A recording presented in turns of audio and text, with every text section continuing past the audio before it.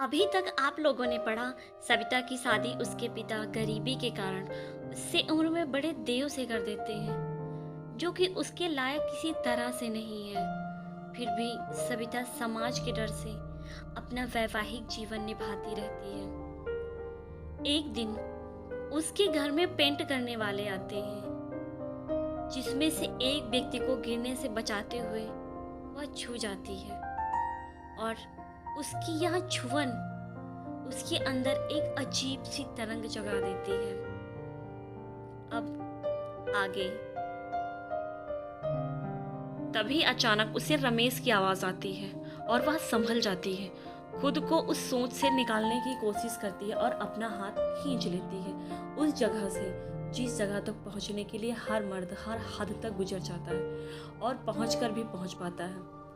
अगर पहुंच जाता है तो शायद, खैर छोड़िए। हाँ, तो रमेश घर वापस आ गया और पेंट वालों से बात कर रहा था और अच्छे से पेंट करने की हिदायत दे रहा था।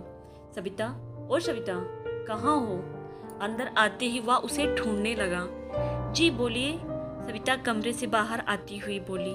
अरे यार, बोलना क्या, खाना दो भाई, भूख लगी है।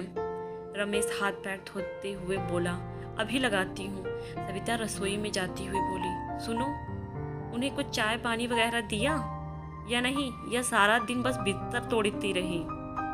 रमेश उसे ताड़ते हुए बोला, जी पिला दी थी चाय। सविता एकदम से घबराती हुई बोली, जैसे उसकी कोई गलती पकड़ी गई हो। कहीं रमेश ने उसे खुद को सहलाते हुए।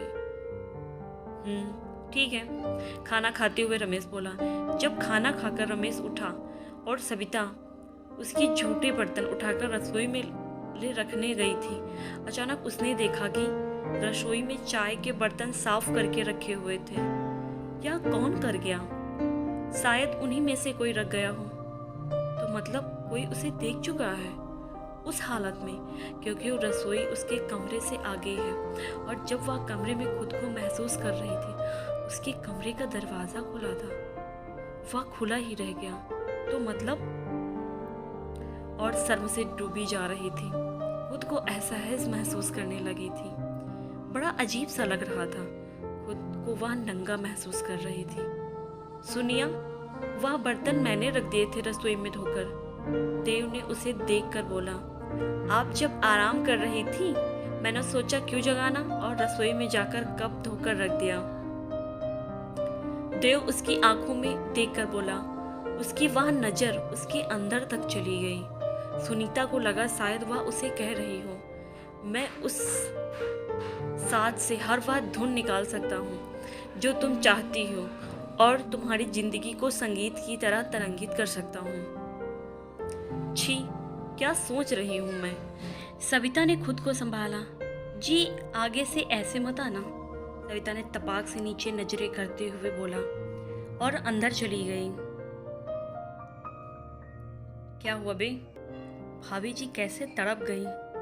क्या खजाना देख लिया हो अंदर? दयालु धीरे से बोला। अपना काम करो यार, ज्यादा दिमाग मत चलाओ। किसी किसी की आदत होती है, रसोई में नहीं घुसने देते हैं। तुम काम से काम रखो ना, रमेश उसे डपट लगाते हुए बोला। मगर जिस हालत में आज उसने सविता को देखा था, वह सुन्न हो गया था। उसके सामने वही रुई का ढेर बिखरा पड़ा था। वह उसे समेटना चाहता था, हाथ लगाना चाहता था। उसे होश नहीं रहा। उस एक पल के लिए संगमरमर सा जिस्म तड़प रहा था उसके सामने। एक भरा पूरा जिस्म खुद को ही टटोल रहा। बुत बन गया था वह। एक पल के लिए डर भी गया। वह अचानक संभल कर अंदर रसोई में चला गया और फिर धीरे से बाहर आकर नजरें झुकाए हुए दयालु से भी कुछ नहीं बोला, मगर वह पूरा दृश्य उसकी आंखों में नाच रहा था। वह भी सिर झटक कर उससे बाहर निकलना चाहता था, मगर निकल नहीं पा रहा था। दोस्तों, कहानी कैसी लगी और इसके आगे के भाग पढ़ने के लिए हमसे जुड़े रहें और हमारे चैनल को सब्सक्राइब करें। धन्यवाद।